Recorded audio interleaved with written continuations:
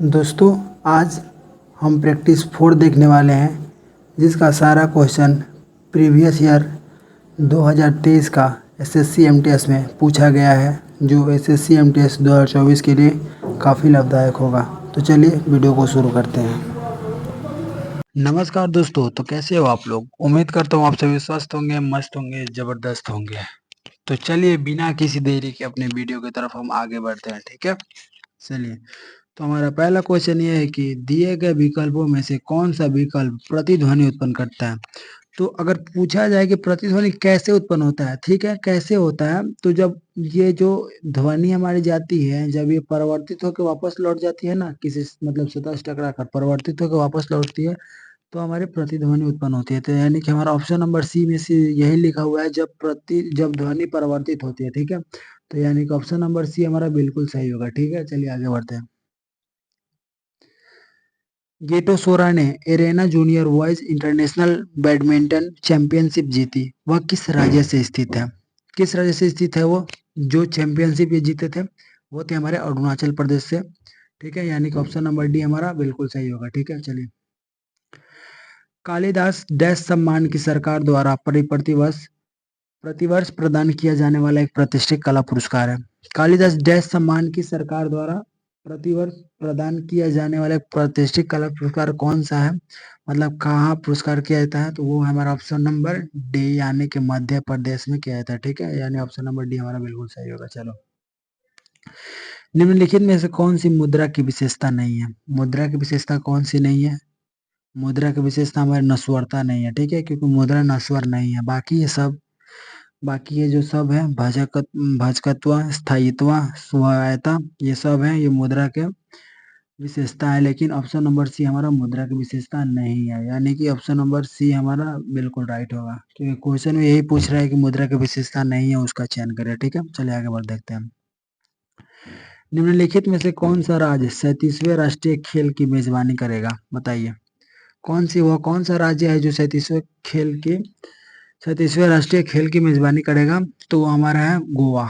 गोवा जो है वही मेजबानी करेगा, यानी कि ऑप्शन नंबर सी हमारा बिल्कुल राइट होगा, ठीक है। ऑप्शन नंबर सी राइट होगा। बाल विवाह निषेध अधिनियम निम्नलिखित में से किस वर्ष पारित हुआ?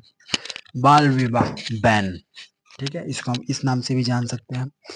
बाल विवाह किस अधिनियम के तहत उसको बाल विवाह को गैर कानूनी साबित कर दिया गया? तो वो किस अधिनियम के तहत पारित किया गया था, ठीक है। तो कहोगे कि भाई ये जो भारतीय अधिनियम 1929 था, उसी के तहत बाल विवाह को गैर कानूनी साबित कर दिया गया, और उसी को हम बाल विवाह निषेध अधिनियम के नाम से भी जानते हैं, ठीक है। यानी कि ऑप्शन नंबर डी हमारा बिल्कुल राइट होगा, ठीक है। चलिए आगे देखते हैं। Born again on the mountain, a story of losing everything and finding it back, किसकी आत्मकथा का शीर्षक है? ठीक है, ये जो हमारा आत्मकथा है, born again on the mountain, a story of losing everything and finding it bank, ये किन की आत्मकथा है? ठीक है, तो कहोगे कि ये जो आत्मकथा है हमारे अरुणिमा सिन्हा की आत्मकथा है, यानी कि ऑप्शन नंबर सी हमारा बिल्कुल सही होगा। हाँ, तो सही है। चलिए आगे देखते हैं। 8 अप्रैल 1929 को निम्नलिखित में से किन दो क्रांतिकारियों ने केंद्रीय विधानसभा में बम फेंका था? केंद्रीय विधानसभा में बम फेंकने वाले वो दो क्रांतिकारी कौन थे? बताओ जल्दी से। तो कहोगे कि सर जो हमारे वो दो क्रांतिकारी थे, भगत सिंह और बटुकेश्वर दत्त थे, तो यानी कि ऑप्शन नंबर डी हमारा बिल्कुल सही होगा। ऑप्शन नंबर डी हमारा बिल्कुल सही होगा, ठीक है, ऑप्शन नंबर डी। चलिए, राज्य चुनाव आयुक्त की नियुक्ति कौन करता है? राज्य चुनाव आयुक्त की नियुक्ति कौन करता है? तो हमारे राज्यपाल करते हैं, यानी कि गवर्नर करते हैं, ठीक है, गवर्नर करते हैं। तो ऑप्शन नंबर बी हमारा बिल्कुल सही होगा, ठीक है। चलिए आगे देखते हैं। भारत में सूक्ष्म वित्त संस्थान मुख्य रूप से जनगणना के किस वर्ग को लक्षित करता है? देख लीजिए, सॉरी, जनसंख्या। जनसंख्या का पता कैसे चलता है?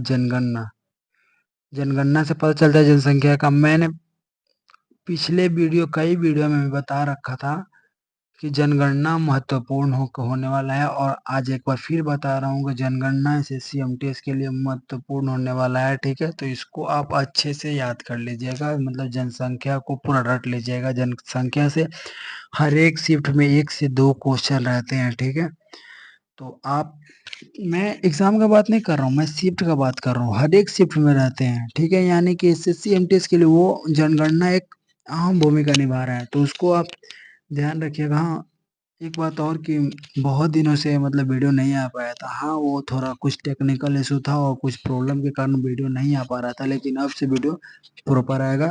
तो पीछे हुए गए प्रॉब्लम्स के लिए सॉरी आप सभी को। ठीक है, चलिए इसका आंसर देखते हैं हम। तो क्वेश्चन क्या है, भारत में सूक्ष्म वित्त संस्थान मुख्य रूप से जनसंख्या के किस वर्ग को लक्षित करते हैं?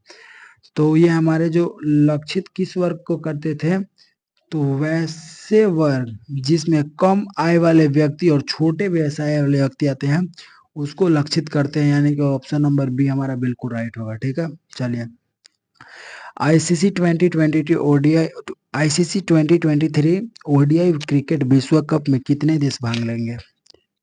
चलिए बताइए ये क्वेश्चन।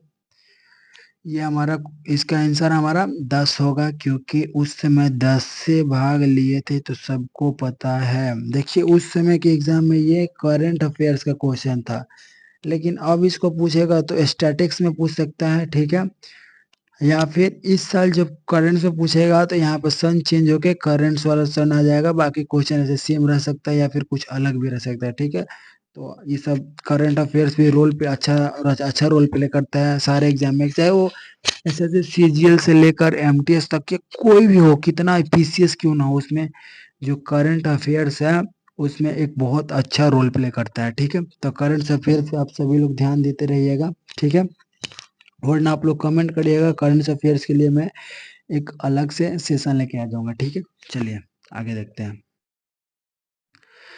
पूर्वी भारत में पहले कई आदिवासी समुदायों में साल के पेड़ का बहुत महत्व है। ठीक है, ये जो साल का पेड़ है ना, वो इसका बहुत महत्व है कहाँ, पूर्वी भारत में। ठीक है, पॉइंट देख लीजिए। उदाहरण के लिए डैश त्योहार झारखंड में पेड़ के सम्मान में मनाया जाता है। देखिए झारखंड में पेड़ के सम्मान में कौन सा त्योहार मनाया जाता है, तो कहोगे भाई वो जो हमारा था सरहुल था। ठीक है, सरहुल को याद कैसे कर सकते हैं, अड़हुल पता है, अड़हुल हेबिस्कस। ठीक है, अड़हुल का फूल यानी अड़हुल का पौधा। ठीक है, तो उसी से हम सरहुल याद रख सकते हैं, तो हमारा ऑप्शन नंबर बी बिल्कुल राइट होगा, ऑप्शन नंबर बी बिल्कुल राइट होगा। ठीक है, तो ऑप्शन नंबर बी को आप टिक कर लीजिएगा। ठीक है, चलिए विंग्स ऑफ फायर किसकी आत्मकथा है? विंग्स ऑफ फायर किनकी आत्मकथा है, तो कहोगे कि विंग्स ऑफ फायर थे हमारे, उन किनकी आत्मकथा है, तो हमारे missile man APJ Abdul Kalam की है। तो जी हाँ, ये सही है बिल्कुल। चलिए भारत में राष्ट्रीय जलमार्ग 2 किस नदी पर विकसित किया गया है? भारत में राष्ट्रीय जलमार्ग 2 किस नदी पर विकसित किया गया? तो इसका हमारा राइट आंसर हो जाएगा ऑप्शन नंबर ए, यानी कि ब्रह्मपुत्र नदी पर विकसित किया गया। चलिए आप लोग कमेंट में एक क्वेश्चन का आंसर दीजिए कि भारत की सबसे चौड़ी नदी कौन सी है? लंबी नहीं, चौड़ी। लंबी की बात की जाए तो लंबी तो गंगा है, वो तो सबको पता है, लेकिन चौड़ी नदी कौन सी है उसको बताइए आप लोग। ठीक है, कमेंट में।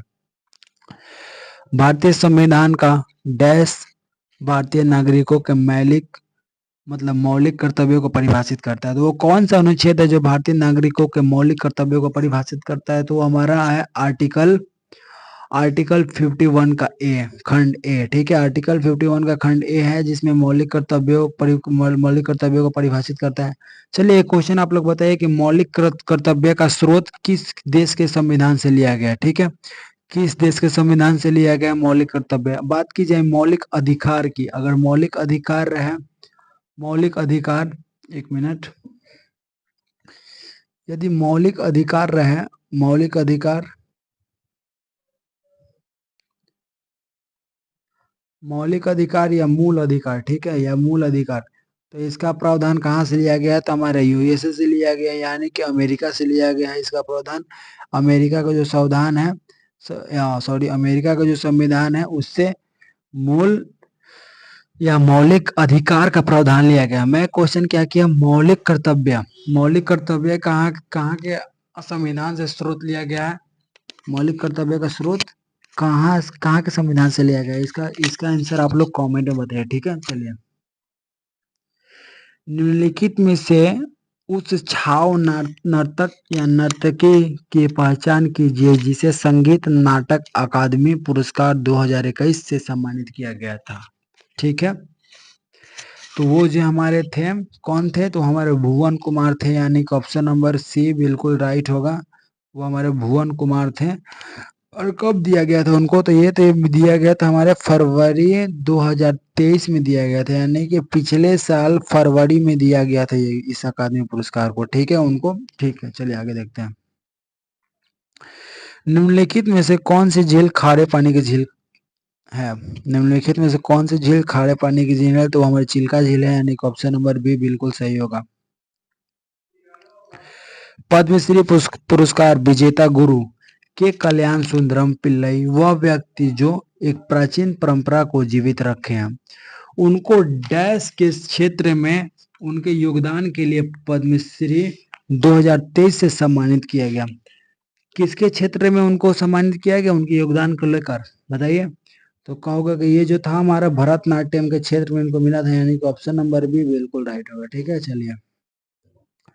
भारत की जनगणना 2011 के अनुसार, देखिए फिर आ गया जनगणना का क्वेश्चन, एक आ गया ना, एक जनगणना का क्वेश्चन। जनगणना जनगणना बहुत महत्वपूर्ण रोल प्ले करता है, ठीक है, एसएससी एमटीएस के अंदर। इसको आप लोग ध्यान रखिएगा, बहुत ज्यादा अच्छा रोल प्ले करता है। ठीक है, तो चलिए इस क्वेश्चन को देखते हैं पहले।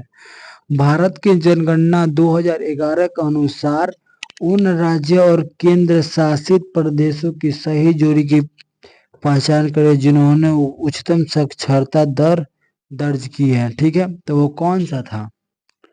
कौन सा राज्य और केंद्र शासित प्रदेश है जिन्होंने 2011 जनगणना के अनुसार उच्चतम साक्षरता दल वाला राज्य का नाम अपने अपने ऊपर दर्ज किया कराया है? तो वो कौन से हैं? तो वो हमारे हैं केरल और लक्षद्वीप। ठीक है, केरल। और देखिए इसमें आप ऑप्शन एलिमिनेशन का भी यूज कर सकते हैं। कैसे? अभी के टाइम पे मतलब साक्षरता दर में सबसे आगे कौन है? केरल है। तो केरल के साथ में ये तो दो गो नहीं होगा क्योंकि इसमें केरल है ही नहीं। ठीक है, एक बचा डी नंबर और एक ए नंबर। तो अब देखिए, ये तो केरल राज्य होगा, ये भी केरल राज्य होगा, लेकिन लक्षद्वीप भी तो राज्य है। सॉरी, लक्षद्वीप यहाँ पे है ना, ये लक्षद्वीप हमारा केंद्र शासित प्रदेश है, लेकिन चंडीगढ़ नहीं थी, यानी कि ऑप्शन, आप इसको ऑप्शन एलिमिनेशन से बना सकते हैं। तो ऑप्शन नंबर ए हमारा बिल्कुल सही होगा। ठीक है, चलिए आगे देखते हैं। निम्नलिखित में से किस भारतीय संगीतकार को गजल सम्राट कहा जाता था? वो कौन से भारतीय सॉरी, वो कौन से भारतीय संगीतकार थे जिनको गजल सम्राट के नाम से जाना जाता था? तो वो थे हमारे जगजीत सिंह, यानी कि ऑप्शन नंबर डी। इन्हीं को गजल सम्राट के नाम से जाना जाता था। ठीक है, ध्यान रखिएगा। हिमाचल प्रदेश सरकार द्वारा डेयरी किसानों के लिए शुरू की गई योजना का नाम क्या था? जो हिमाचल प्रदेश सरकार द्वारा डेयरी किसानों के लिए शुरू की गई थी, उस योजना का नाम क्या था? बताइए। तो उस योजना का नाम था हमारा संजीवनी। संजीवनी योजना, यानी कि ऑप्शन नंबर सी बिल्कुल राइट होगा। ठीक है, आगे देखते हैं, चलिए। बंगाल की खाड़ी में स्थित विश्व कप का सबसे बड़ा डेल्टा सुंदरवन किस प्रकार वनस्पति को दर्शाता है? बताइए। जो बंगाल के खाड़ी में स्थित है डेल्टा डेल्टा सुंदरवन, देखिए यहाँ पे जो कप है ये मिस टाइपिंग हुआ है, यहाँ पे कप नहीं होगा। चलिए पढ़ते हैं क्वेश्चन को फिर से। बंगाल के खाड़ी में स्थित विश्व का सबसे बड़ा डेल्टा सुंदरवन किस प्रकार के वनस्पति को दर्शाता है? तो बंगाल के खाड़ी में जो है विश्व का सबसे बड़ा डेल्टा सुंदरवन, वो कौन से वनस्पति को दर्शाता है? तो वो जो वनस्पति को दर्शाता है वो हमारा है मैनग्रोव वन। ठीक है, मैनग्रोव वन है जो इस वनस्पति को दर्शाता है। ठीक है, चलिए आगे देखते हैं कि दो परंपराएं, ठीक है, एक है संकीर्तन जो भक्ति पहलू है और दूसरा है रास। ठीक है, बताइए यहाँ पे क्या है। इस क्वेश्चन के पहले डैश छूट गया था। ठीक है, तो क्वेश्चन हमारा क्या होगा, डैश की दो परंपराएं, डैश की दो परंपराएं हैं, एक है संकीर्तन जो भक्ति के पहलू है और दूसरा है रास। वो कहाँ की पर दो परंपराएं हैं। ठीक है, तो हमारे दो परंपराएं हैं मणिपुरी नृत्य की, यानी कि ऑप्शन नंबर सी बिल्कुल राइट होगा। ठीक है, डॉक्टर भूपेंद्र कुमार हजारिका ने 2019 में डैश के क्षेत्र में भारत रत्न पुरस्कार जीता। यहाँ पे भूपेंद्र जोगी मत समझ लीजिएगा, वो मीम वाला। ठीक है, यहाँ पे क्वेश्चन क्या है, डॉक्टर भूपेंद्र कुमार हजारिका ने 2019 में डैश के क्षेत्र में भारत रत्न पुरस्कार जीता था। बताइए किसके क्षेत्र में जीते थे वो, तो वो जीते थे हमारे संगीत के क्षेत्र में जीते थे, संगीत के, यानी कि ऑप्शन नंबर सी है। ठीक है, अरब सागर में मुंबई उच्च क्षेत्र डैश खनन के लिए जाना जाता है।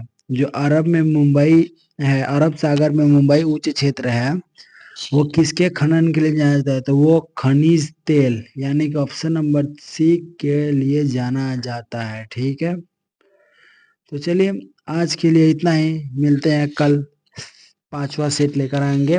तो आप चैनल को सब्सक्राइब कर लीजिएगा अगर चैनल पर नए हैं तो, और आप लोग इसको शेयर भी करते रहिएगा, अपने दोस्तों के आसपास भी शेयर कर दीजिए ताकि वो लोग भी कुछ पढ़ लें। ठीक है, तो चलिए तब तक के लिए स्वस्थ रहिए, मस्त रहिए, जबरदस्त रहिए।